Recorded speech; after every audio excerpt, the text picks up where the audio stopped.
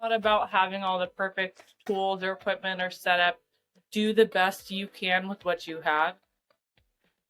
Hello, I'm Tammy Hahnemann, a maker, digital content creator, someone who works in many different mediums with a true passion for helping others find their creative spark. I also really love to connect others who have something to share with those who want to learn. Welcome to Heart and Hands of a Maker, the creative journey. If you've found us, chances are you're on a quest for creative inspiration. Maybe you're feeling stuck in an artistic rut, dreaming of turning your passion into a flourishing business, or maybe you're hoping to see your work in print or grow your online presence. Well, my friend, wherever you are on your creative journey, you're in the right place. Today, we're talking with Kierston Aiello, a jewelry making expert, jewelry component manufacturer, and newly minted business owner, embarking on a path that takes her skills to the next level. We'll be discussing her creative journey, explore her business evolution, and hear what she's got coming up next. Kierston, welcome to the show. Good morning. Thank you, Tammy. It's so nice to hang out with you and see your lovely face this morning. Oh, well, thank you. It's so good to see you. You have kind of come out from under the depths of all the work that you've been doing, which we're going to get to. So thank you for making time to be here and really to share so much of your journey with, I know the listeners will be so glad to know the face and the person behind all of the amazingness that they're aware that you've been doing. So please, I will stop talking. Take it away, please. Well, it's a pleasure and an honor to be invited to your podcast because you have had some amazing, outstanding guests so far. So I've really been enjoying catching up on the episodes. And Thank you. What a diverse group of people. Yes, and that is the goal. You know, I think I've always been somebody, it's like everybody's welcome in my home. Everybody's welcome here on the show. And none of us as makers, I shouldn't say none. Most of us as makers, we love all sorts of things. And so it's kind of cool. It's really great for me to meet people like you and other people and bring them to the show so other people can meet them. So thank you for listening. And wait do you see, like we've got quite a lineup still to come. So thank you. And thank you for being a guest. Thank you. Well, I think you're right. I think most people who are makers kind of dabble in everything. I did not mean to become a maker. Oops. Yeah, really. I grew up in a really artistic household. My dad was a jazz and blues musician, and my mom was an oil painter. So we had a really artsy home growing up, and my mom, she had a really small jewelry business for a while called Wired Hangers, making just like really kitschy, fun jewelry. And my dad had a instrument repair shop. So he was a musician, but he had a metalworking shop in our home. So he worked on woodwind and brass instruments, but my parents didn't encourage us to go into the arts. They're like, don't do it. They were. When I went to university, and I was majoring in, at first I majored in literature, and then I was majoring in art history. And I think people think, coming from a really artistic household, that you would be more inclined to go into the arts. But my parents were really talented, and I was a really bad drawer. I couldn't paint worth anything. So I thought I'd go into like some kind of museum and gallery work or anything but having to make art, basically. I'm going to avoid it at all costs. Yeah, I mean, my parents were very much like, go into something different. There's no money in the arts. And that's kind of something I think is like a kind of misconception about our field. So I went into art history, and then you have to take studio classes. Right? They forced me to, and I went into the building, and I was like, okay, well, I know I'm a terrible drawer. I know that I'm not very good at painting. I'm kind of too messy for screen printing. I tried kind of everything. Give it my best shot, but this ain't gonna work. What I never had realized is that how much craft is an art form. So I went into the metalsmithing studio thinking like, this is my easy way out. And I kind of just never left. Yeah, I kind of just lived in the studio. How So, about it? yeah. And I should have known, growing up, I did this thing that was really annoying to my parents where I would cut all my socks up and then I would tie them into knots into these long lanyards across the room. And I would make friendship bracelets to sell to my friends, but I never thought of craft as art. I just thought it was, something you do to fill your time. But the art program there was incredible. I went to Humboldt State, and they have an incredible arts program. I don't think people realize they have a full bronze foundry there. They have an excellent metals program. And yeah, I was just kind of hooked. And so after college, I went to work in production jewelry. I went to go work at a small company called Yashi. Oh, sure. Yeah, everyone knows who Yashi is. They are made in the U.S., small business. It's a really cool place. I loved working there. They are in Arcata, California, which is right next to Humboldt State. And I worked there, and I really... whereas the program I was in focused on art jewelry, the teacher was very much, I loved my professor in the jewelry program, but she was very into art jewelry and said, don't go into production. It's a waste. But I found out that I really love big machines. So I learned to use the water jet, and they had this really cool big water jet to cut out big pieces of metal, and I just loved it. I loved maintaining the machines. I loved working on the machines. I loved the process of production. And so since I graduated in 2012, I've been working in jewelry or art galleries the entire time. And I finally kind of found my niche in production jewelry. So everything that everybody told you not to do, you wound up doing, even though you tried not to. You wound up there anyway. Been great at following directions, like a lot of my friends. But yeah, I found this just thing that I just had a passion for, and so I went to work, as you know, at Tiercast, and fell in love with the production process there, and really got into craft. Really got into American craft. In fact, I did get my major in art history, not in studio art. And I wrote my final capstone paper on craft in America. Aha. I didn't care about anything except for craft. How about it? Well, it really is the foundation of the arts in our country. It's where it began, and there's so many amazing pieces and artists that existed, when the arts movement was really emerging in this country. So there's so much to celebrate.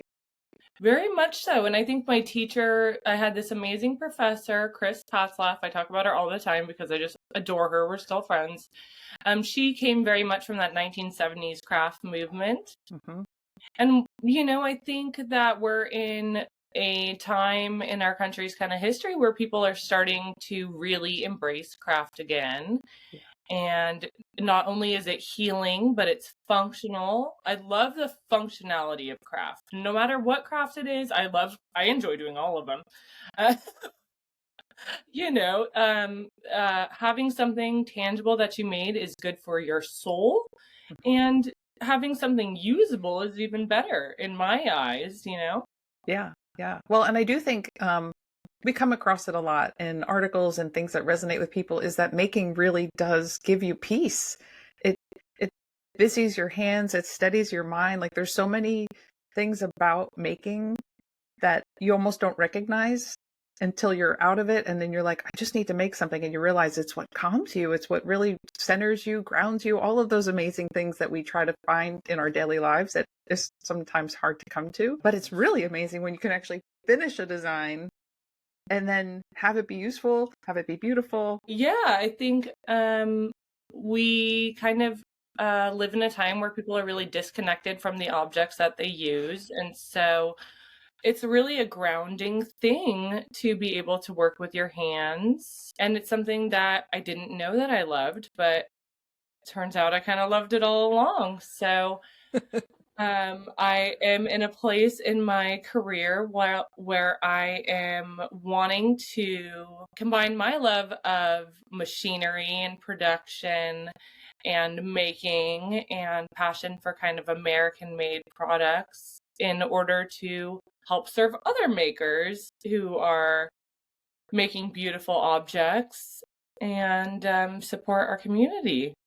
I love that. So we could just jump right to it. We bumped into each other in Tucson very briefly. You were in transition of the career you had at Kierston and taking it to the next level due to some transitions there that were outside of your control and changes that you had to figure out and navigate pretty quickly to see what was next. And after being in Tucson, you had a great confirmation that what you were planning to do was still a valid direction, and you're here for it. You're here for it. You're here to serve those of us who love handmade and love to support American companies. So please tell us exactly what you're doing and cooking up and taking all of those things you've been doing for the last, let's see, 20 years, 22 years since you graduated, and all of your experience. Oh, sorry.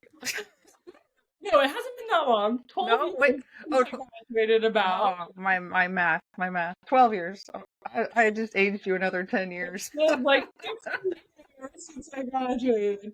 No, since I graduated, I've always maintained a small metalsmithing studio and always sold, at craft fairs, a little bit online, and it was more of a hobby income, kind of a passion project. In fact, like I said, I'm sitting in my little metalsmithing studio right now. You can't really see much, but I hit an interesting place because my company did close down. So I worked at TRCast for 9 years, doing their masterwork and their design, and I kind of did kind of all different things while I was working there. I learned production casting and kind of safety and compliance. I mean, a really wide range of things. And then they closed, as you know. They closed suddenly. A lot of companies had a lot of difficulties after COVID, and there is, I think in the craft world in general, there's kind of a generational shift going on right now.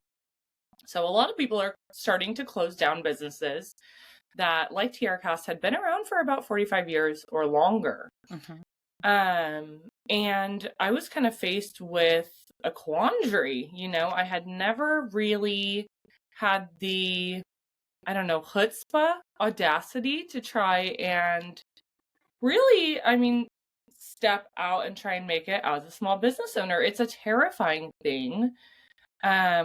The safe thing to do is to get a 9-to-5 and, have a stable income. But that really, I knew it wasn't what was going to feed my soul. Mm-hmm. So I am taking my first foray, my first leap into full self-employment and full business ownership. And the company closing down was absolutely kind of push. I listened to your other podcast with I think Mare, is that her name? Milagros? Yes. Yes, Milagros. No mind for names. But she had said, during COVID, a lot of people had to take a different direction, and you're kind of forced into doing something different. So I kind of was forced into doing something different. I was able to acquire a bunch of the machinery, and it's very niche machinery. It's old. The casting machines are like from the 70s, and I think they're Italian. So there's no manual of how to run them or anything, but I knew how to run them, and I knew that I loved to do it. So I am in the process of building a woman-owned and run foundry where I live in Sonoma County. It's terrifying. It's also really, really exciting. It's that thing where we were talking about it, just before the show, that anything worth doing is a little bit scary, It's a leap of faith, and you really don't even know what you're leaping into or where you might land if you land. Yeah, so you've had so many successful business owners on your show so far, and so far my success is only that I've started to go there.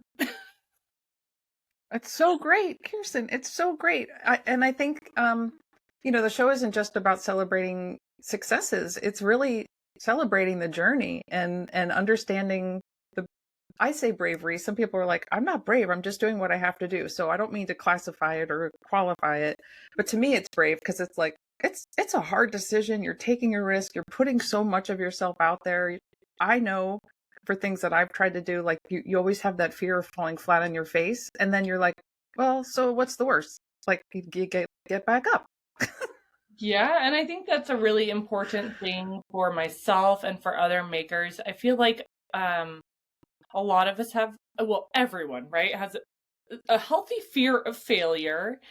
And pushing past that is very important. We all get kind of imposter syndrome, right? You hear that phrase a lot.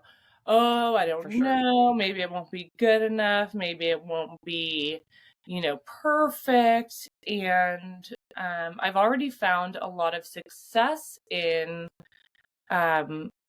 surrounding myself with people who believe in me, believe in the importance of the arts, and believe in kind of the same mission and values that I have. I think it's crucial for people to surround themselves with people that are going to be their best cheerleaders and people who are, I try to make friends with people who are smarter than me or more talented than me, because my dad always told me, show me your friends and I'll show you your future, right? I think that's a really popular saying. Mm-hmm. So if you're lacking in community, maybe your friends aren't artistic, or they don't understand what you're doing, or they just don't see the importance. We're lucky enough to live in a time where you can find a community pretty easily online. There's a ton of groups in certain areas. I myself am a part of the Metal Arts Guild of the Bay Area. I'm part of a Sonoma County jewelers group. I have a group of friends who come once a month for a craft day at my house. That's so great. So you've found your community. You have surrounded yourself with like-minded people. And I think there's also some benefits. I mean, for how you and I know each other, you, through your role at Tiercast, would get out to the shows and you would have opportunities to meet people in that realm as well. So getting out to different shows is still important, especially because shows are coming back. You also exhibited at different festivals. So that's also another great opportunity to meet your people. Yeah, and I'm really looking forward to getting out some more. I mean, when I went to Tucson this year, it was bubbling. People want to reconnect again, which is really exciting to me. I am not naturally people are surprised when I say it. I'm not naturally a very extroverted person. I do great by myself. I love to hole up and do my embroidery or work in my studio all day. But there's something so enriching about connecting with people that have the same passion as you. It's like, even if you're a total introvert, people get really excited when they talk about what they're passionate about. So yes. And I think that's what Tucson for me has always been about, because it's different than going to a show like Beadfest. Mhm. And then not in a bad way. It's like there's 50 different shows. You can find exactly where your people are. You get to go to different shows with people, experience through their eyes what they're seeing, and really connect on a very real, tangible level. And it's just so different. Like, and it's also, there's so many of us there at one time. I always laugh. I'm like, I go to Tucson and run into people in the supermarket I know more than I do when I'm at home. There's so many cool things about going to that show. If you're in jewelry, if you're in beadwork, I always, I tell people go all the time. It's like the Mecca, right? And what's so cool about it for me is that there's this intersection that you don't get at other shows of, I come from a metalsmithing world on one side and a bead world on the other side, and I love both equally, and I love watching them collide. And there's so many different things to get inspired. There's there's just a cool group of people. You can kind of meet all kinds of people that are inspiring and see all kinds of inspiring things, and what a gorgeous place to go for a show. Yeah, for sure. And it's different for me than where I grew up and from where I live. So I also love that. And it's usually warmer than where I am in February when I'm at home.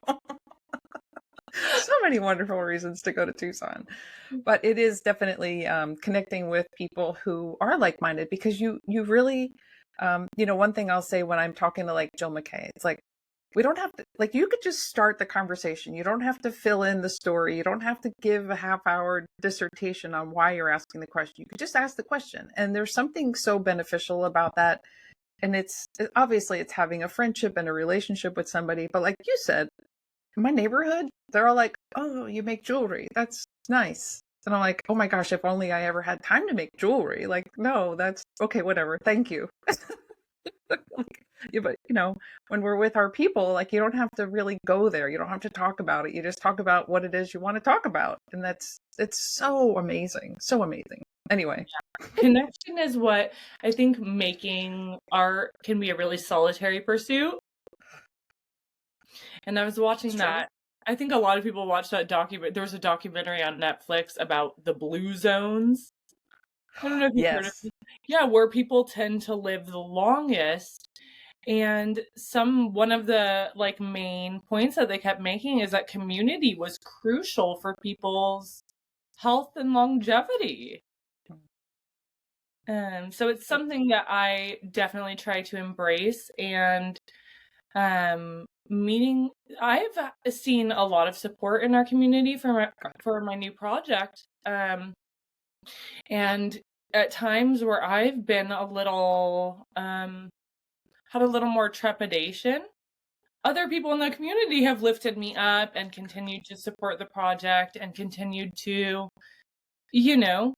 kind of get the word out when I was feeling a little more nervous about it. So there's a million benefits, and I can't wait to get out and connect at the shows. And I hope that I'll be exhibiting and selling at some of the shows next year. Awesome. Well, and I think you hit the nail on the head. It's there's so many different levels of that support from our community, that one, that you needed, but also that you received. One, it's support in your idea. Two, it was a little bit of support in funding. And I will say, as a community member who was there to support you as much as I could, some of it's selfish. One, I love you. Two, I want to see you succeed. Three, you're serving our community with what will be amazing findings and who knows what. And that will only then fuel us to create. I mean, there's so many levels of what it is and who you are and what you'll be doing, that why wouldn't we want to help you as best as we can, even if it's just emotional support and cheerleading, I mean, it's even amazing. If I had received zero financial support, it is so nice to have people believe in what you're doing, because it's hard to believe in yourself 100% of the time. Of course. No, we're, like you said, a healthy dose of fear is likely in most of us. And what you're doing is really scary. It's quite an investment. It's putting yourself out there and knowing that people could be like, oh, nice try. Well, the cool thing about having a healthy fear of failure for myself is that it always has been a driving force for me. I don't want to disappoint myself. I don't want to disappoint the people who believe in me. And I just hate being wrong. So, I it's that thing where someone says, don't do that. And you're like, I'm gonna do it and I'm gonna do it well. So yeah, I think it's important to be scared a little bit too. Sure. Well, I think, and isn't it what they say, like even people who've been going on stage doing the show every night, like they still get butterflies. Like it's important. It shows that you're passionate and still invested and excited about it. And you still want to do your best, even when you are the best. It's a good barometer. Yeah. So as long, don't let that fear of failure kind of stop you from starting, I think is very important. It's easy to think of all the reasons why you shouldn't try. Right. And analysis paralysis, perfectionism, imposter syndrome, those are so many things that hold so many people back, including myself. I know, so I can only imagine all that you had to put in to get over those hurdles to actually just do the thing. And some of the pictures you've been sharing that I've caught, that includes spackling and, building out rooms and walls and plumbing and, like that's pretty impressive. Quite an undertaking. Yeah, something I've struggled with, and I think a lot of people struggle with is that thing where you want it all to be just perfect. You feel like you need this tool and you need this exact space. And I've always played sports. I played roller derby for a number of years. And I had a coach that said, you don't need the best skates. You don't need the best wheels. The best skaters don't have the best equipment. You can be the best I've seen amazing metalsmiths that had like a mini torch and, a hammer, and they blow you out of the water. It's not about having all the perfect tools or equipment or setup. Do the best you can with what you have, and necessity is the mother of invention, right? Yep. Well, and you're right. And that's where some tools have been developed out of that need, and ideas have generated from need. So you're right. You're absolutely right. I think about Wyatt when I think about necessity as the mother of invention. He's I think about Wyatt. I think about the gentleman from Lion Punch Forge that you had. Chris. Yeah, Chris. Yeah, I just got one of those. He has a graver handpiece that you attach to like a hammer handpiece, which is really cool. I can't wait to use it. But they've come out with all kinds of inventive tools. He is killing it out there doing all the things that he's doing. They make weird stuff, and I'm here for it.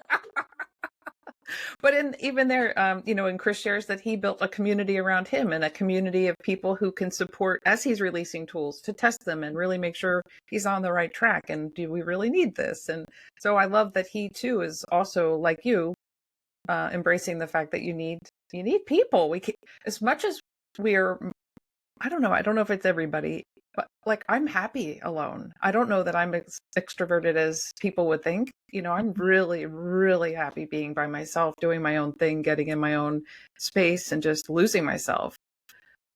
But you need people. You need feedback. You need people. You need input. And if it's the key to the blue zone, you need community. There you go. And I get a lot of inspiration from it's funny, people make fun of my alma mater. So I went to Humboldt State and people think that's hilarious.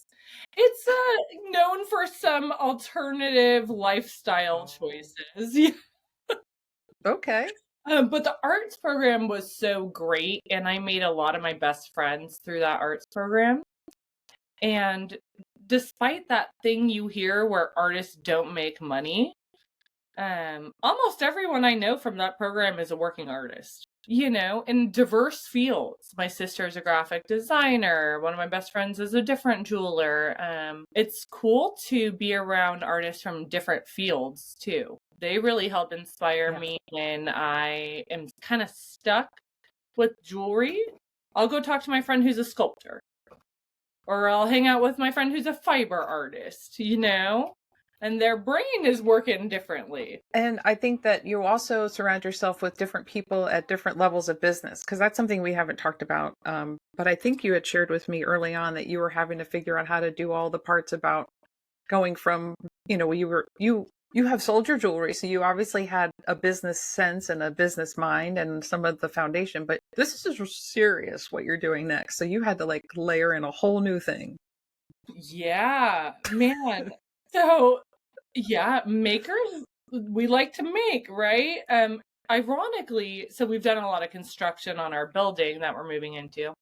And that's been difficult, but it's something that my brain can comprehend. You build something, it's very hard work. I have a very solid appreciation for construction workers now.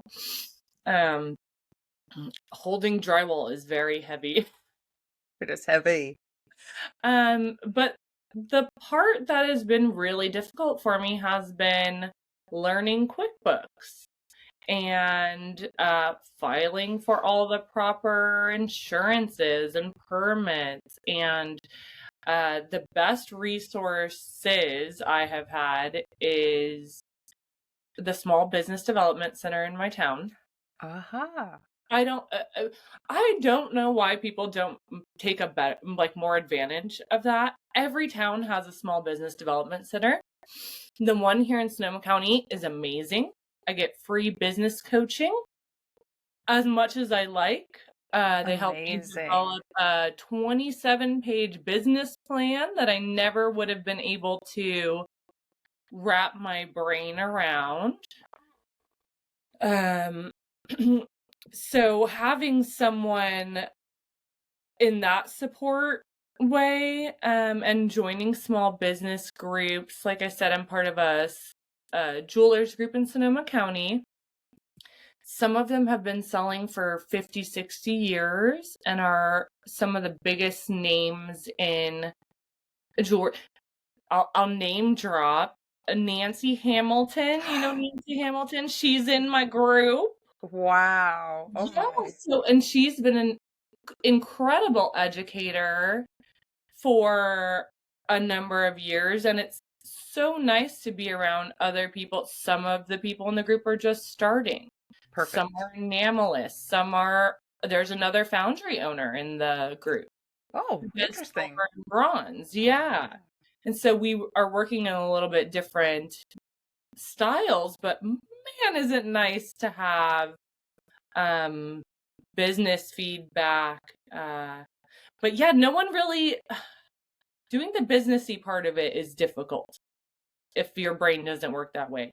I did do all the pricing and production rates at TierraCast. Okay. Yeah, so I love an Excel spreadsheet. Well, that isn't something I hear very often. That's amazing.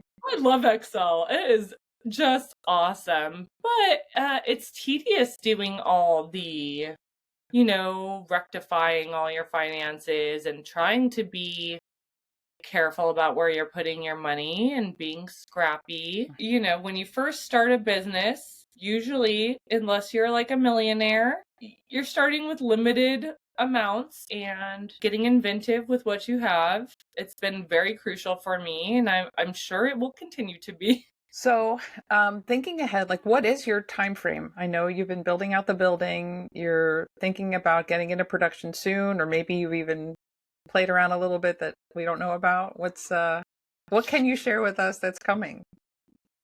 Well, I had originally hoped to be casting and doing some time trials at the beginning of April. Okay. But life can be very unpredictable, as we all know. Construction took longer than I expected. All of my labor is donated labor. Oh, isn't that wonderful? So I have an incredible husband. He is long-suffering. He might be, a candidate for sainthood at this point. He is not a construction worker, but he has worked in the trade. And, we have friends who are electricians and builders and stuff like that. But, they've been very generous with their time, but they have jobs too. And my husband and I had the added kind of sprinkle of unexpected. We started fostering my niece short term. And boy, I had never had a kid in my house, and that is a whole different challenge. It is. It's rewarding and it comes with challenges that you just can't ever anticipate. Every day's different. I think I called every mother I know and said, holy moly, I don't know how any of you do it. This is incredible. You're all superwomen. So none of that answers the question, but man. So we are in the final stages of finishing the studio build out. It was crucial to me that it had adequate safety precautions. So very good ventilation,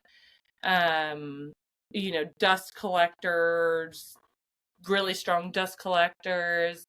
And I am putting the final paint coats on currently. I got a little paint in my hair, a little paint on my fingers. I will be finishing painting today. And we will be starting to move the equipment in. That is exciting. Yeah, I'm trying out the equipment. I have been behind the scenes starting to do some unboxing of equipment that we ordered, so you guys can see, so everyone can see kind of what tools we're working with and kind of some of the goodies that their support has helped to go to. And I am hoping to be casting May 1st. So very, very soon. Yeah, so that will be our initial, and I would hope to be showing our first collections by June. Wow, Kierston, that's amazing. I'm really, it's hard to, I'm not a patient person. I have no patience. But I've been trying to work on that. Because life is full of all kinds of unexpected surprises, and in some ways my patience has paid off. I was able to get a lot of cool equipment I got like a $2,000 vent hood for $40 on Facebook Marketplace. What? Yeah, so things work out the way they're supposed to work out sometimes. Trying not to rush things and do it correctly. But I'm very much looking forward to starting to open, and it is my goal to focus on like artist collaborations. Oh, wonderful. It's really important to me that if we're going to be providing American-made parts for American makers, that it also goes to help American designers and American artists at the front end.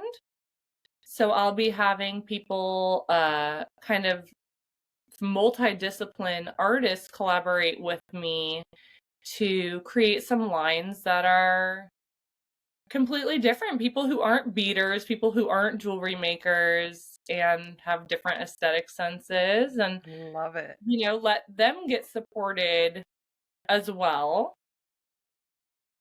That is so exciting. The really fun, cool thing for me about starting your own business is that you can authentically be yourself. What a concept. Isn't that great? You're in charge. You get to do whatever you want. For better or for worse, you are. I always have loved designing for the trade. I was designing for a different company. So it's like, it went through kind of a process of getting approved by other people. And I'll be designing for myself and for my friends now. Wow. And just following your heart. I think that's a wonderful thing. I'm magic. Wait until you see this studio. It looks crazy.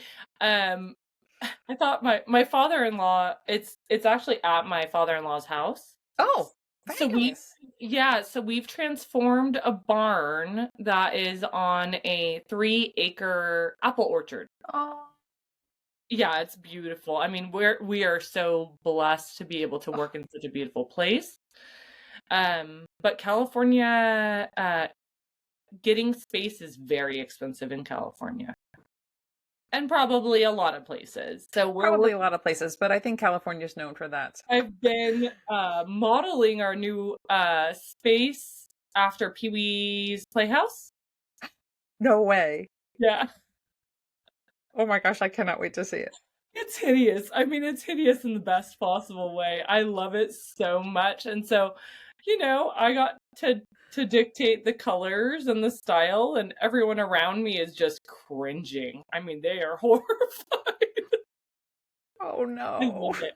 I cannot. It's going to be such a fun place. I'm that brings kind of a fun element to, we're in the business of play.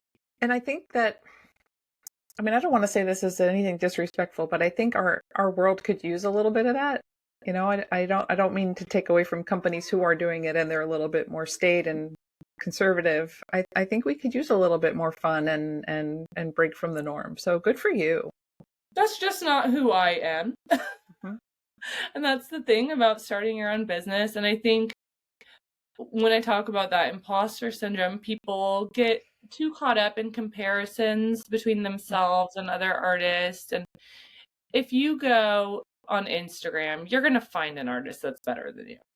That's more technically talented, that's, seems like they got it all going on. But when you sit down and you're like, why should I even do this? There's so many other people. What I have to offer is me, is, my sensibility and my personality, and leaning into that is probably your best chance of success, is the theory I'm going on. I love it. I love it. And we love you. We love you. So I know that you will be so well received, and we can't wait to see what you're doing. We're really literally all like, okay, we're ready. We're ready. I hope everyone loves it as much as I do. That's for sure. Well, and I think the advice that most people will give, especially when you're starting out something new, is follow your heart. Follow your heart, and you are. I had a great piece of advice from, a good friend of mine is Sam from Sam's Bead Shop. Oh, sure. Yeah, I met him through TierraCast, of course. Mm-hmm. And like some other friends I have in the bead industry, it's like you meet some people and you're just like, yeah, you're my person, right? Like, I just like you. So a piece of advice that Sam gave me, and he's a very successful business owner. He's young. He's very young and successful, with a great community of supporters. And he said, you don't have to do everything. You don't have to make every single jewelry making part to ever exist. You don't have to offer it all. Offer something special, and that'll be the exciting part. Don't just try and copy what all other people's recipe for success. Well, that's very sound advice. I think so too. He's smart. Yeah, he is smart. He's clever. He's smart. He's successful. He's a great guy. That's why I'm friends with people like you and with Sam. It's like, yeah, make friends with smarter, more talented, Well, that's why I'm friends with you too. People who are smarter, talented. We all think that about our friends, right? We don't think that about ourselves, but usually we feel that way about our friends. Yeah, for sure. For sure. Well, what would you like to offer in closing? Is there anything more you want to share? We will have show notes. We will make sure we have links to all of the places where you can find Kierston. But what else would you like to say in closing? Anything? I think the only thing I would really like to say in closing is what we kind of have been talking about. And it's like, find your people, find your community.